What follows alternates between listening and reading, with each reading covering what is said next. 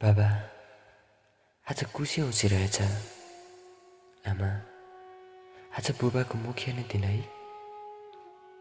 हजुरहरूको पाउ परे टाढा भए पनि बाबा आमा तपाईँहरू मेरो सृष्टिकर्ता साँच्चैकै मेरो लागि महान हुनुहुँदो रहेछ। मैले मेरो इच्छा चाहना पुरा गरिदिनु भएन भनेर हजुरहरूलाई घृणा गरेँ, दुःख दिएँ, सताएँ, झर्किएँ, झगडा गरेँ, घर छोडेँ, व्यवस्था गरेँ। हजुरहरूको माया ममतालाई लत्याएँ। सन्तानप्रति गर्नुभएको मेहनत, भोक, प्यास, नीड, त्याग, इच्छा, चाहना सम्पूर्ण कुरालाई कोल्चिएँ।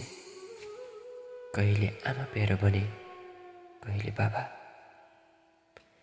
जसले मेरो आवश्यकता पुरा गरिदिनुहुन्थ्यो उहाँ मात्र मेरो प्यारो मान्छे हो सोच्दै। तर मेरो बुझाइ गलत रहेछ बाबा आमा। मलाई सुनाउनेले गलत सुनाइरहेका रहेछन्। मलाई माफ गरिदिनु होला। तपाईँहरू मेरो प्राण हो। हुन त आफ्नो छोराछोरी जति नै पाको र परिपक्व भए पनि बुबा आमालाई बच्चा नै लाग्छ रे। त्यसैले पनि त माफी पाइसकेको छु नि, होइन र बाबा, होइन र आमा। लभ यु माई बाबा, लभ यु माई मम।